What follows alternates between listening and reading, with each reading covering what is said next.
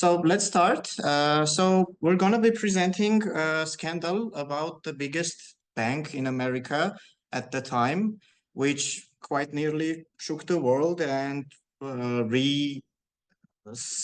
rekindled the doubts people had about banks.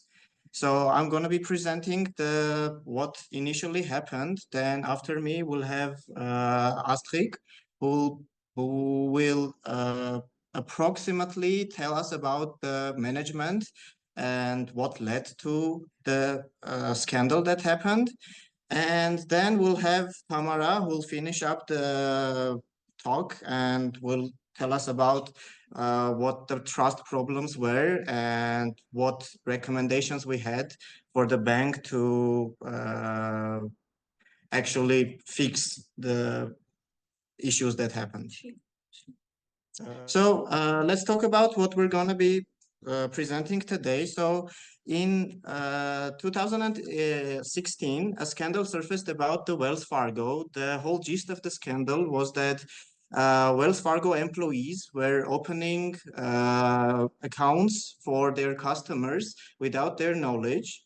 And they were doing that to fill their quota that they were required to fill by their management.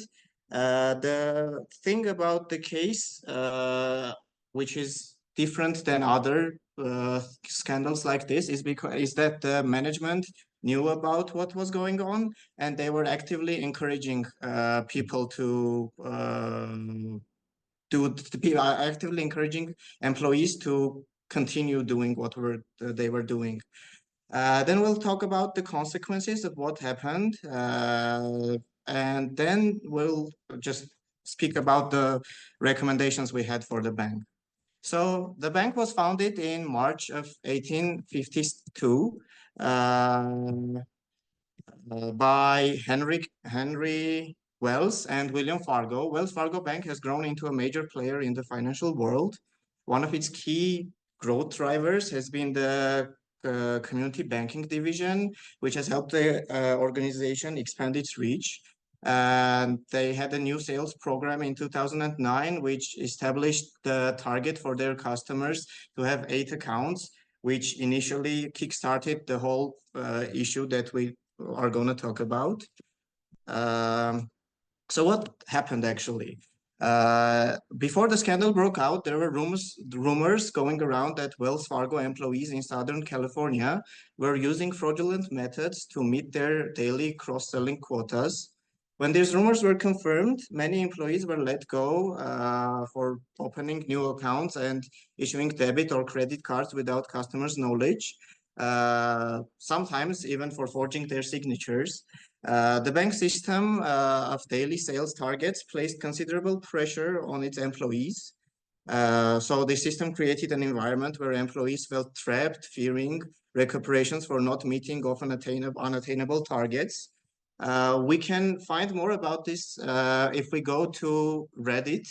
There's a subreddit in Reddit called Ask Me Anything, where people can just go tell people about their something about themselves and let others ask questions. We can see a bunch of Wells Fargo employees on Reddit telling people about how they were really unimaginable expectations put onto them, so they couldn't really meet their quota.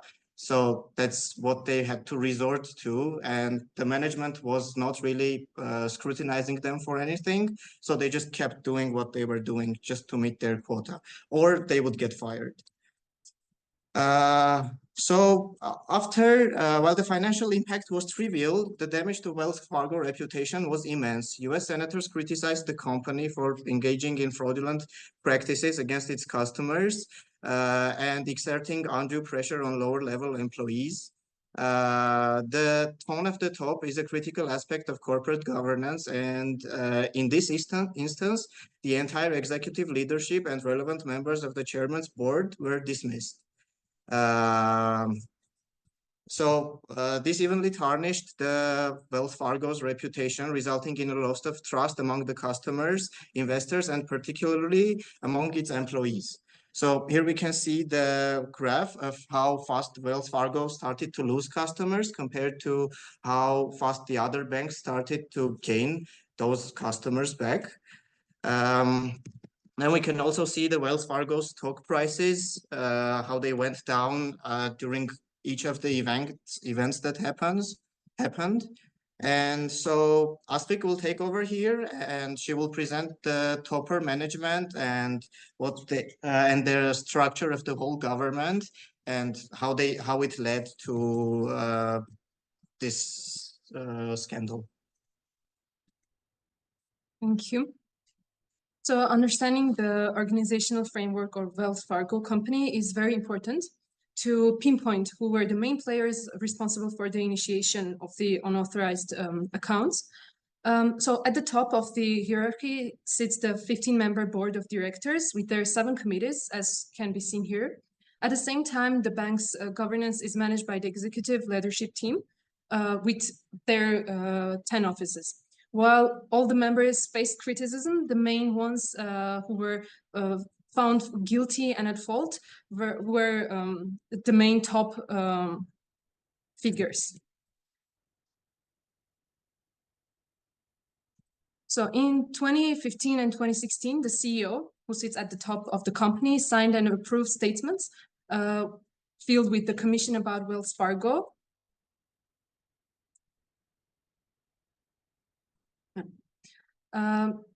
Which were filled with statements about Wells Fargo's community bank cross-sell strategy. And these statements were knowingly misleading. Even though this factor, they were given the green light and passed. Following the next level, the head of community banking backed the cross-sell metric, despite knowing it was inflamed and inflated by the unauthorized accounts and services. At the next level, we have branch executives who sit in the middle of the company, and they were given increasingly tough sale targets. These targets that the higher-ups, that was set by the higher-ups, put huge pressure on managers to make sure their teams hit quota. So at the bottom, we have employees that felt the most pressure. Their progress was closely monitored and reported to managers every day, creating a very pressuring atmosphere and a constant stress environment. So what we see here is a very disturbing unethical actions that take place within the very structure of the organization. And it begins with the highest level, filtering down to at bottom to employees. So we have John Gerard Stumpf, who took over as CEO of Wells Fargo in 2017 and became chairman in 2010. He gained recognition as the Banker of the Year in 2013. However, his reputation then suffered a blow when the US Securities and Exchange Commission found that in 2015 and 2016, he signed off a misleading statement submitted to commission, well knowing that it was very misleading and dishonest. So these facts overshadowed his previous achievements and damaged his reputation in the standing in the banking world. At the next level, we have Carrie Tolstedt, who was working there 27 years and formerly was the head of community banking and earned the recognition as the most powerful woman in banking for her outstanding contributions.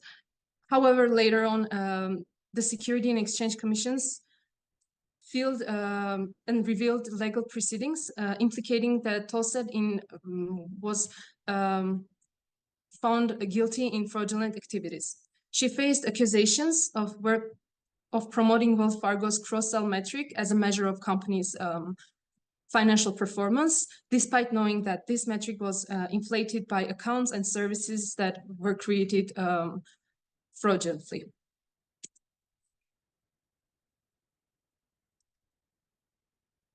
A bit about how this happened. The fraudulent behavior was not limited to a few people seeking personal gain. So approximately 5,300 employees, or equal to 1% of its workforce, were terminated as a first response after the exposure happened. So for this type of widespread fraud, we must look for the causes. What was the main reasons that this happened? To understand the factors influencing the dramatic decline of trust a few components should be discussed as corporate culture, unwritten policy, rules, sanctions, and ignorance. Even the community bank leadership often recognized that their plans were unattainable, their set goals were not reachable. However, they still kept pushing. Many employees raised their voices during these years. However, none of them were addressed. Moreover, most of them were instructed to resign or were fired. So Tamara will dive a little bit more into these problems and will suggest a few things that can be done in these situations. Let's dig into the problem, the trust issues that took place in the Wells Fargo case. So let's talk about the corporate culture. The over-demanding corporate culture at Wells Fargo made the employees more prone to fraudulent behavior. Even as Astrid mentioned, even the bank most of the time acknowledged that most of their goals were unattainable. However, the branch managers were assigned the quotas for the number and the types of products to be sold. And if the product was not solved, the shortcomings were assigned for the next day, and it kept growing and growing. So the CDB defined itself as the America's Community Bank and did everything to achieve that goal. They also developed the density and cross-selling model in which it defined the revenue as number of households multiplied by the revenue generated per the household. And the low-level employees were pushed to meet these set goals.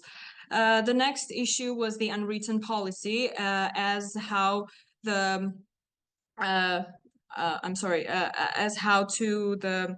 low-level employees should be able to manage everything that happened in the bank. Bankers in one branch guided the employees to open new deposit accounts, to fund new businesses, and to open accounts for those businesses. In one case, there was what is happening? The bankers in one case opened a deposit account and established in resulting PIN numbers in the debit card to be 0000, which is non-existent. And the bankers would also enter false data customer services and open false email addresses to escape having contact with the customers that might want to clarify what happened with their accounts, because they were opening approximately 8 accounts for one person. And of course, it was causing their credit history to go left, and overall the customers were dissatisfied with this strategy. So the next is rules and sanctions. So why, let's see why actually the employees were engaging in this fraudulent behavior. Independent investigation report for the Wells Fargo's case said that it was people trying to meet minimum of their goals not to get fired. So this predatory environment fostering zero tolerance to mistakes and potentially undermining employees' self-trust was the main core issue that we're going to address, as it was the reason why trust level decreased. The unhealthy environment created distrust among the peers that work together, distrust between higher employees and low-ranking employees.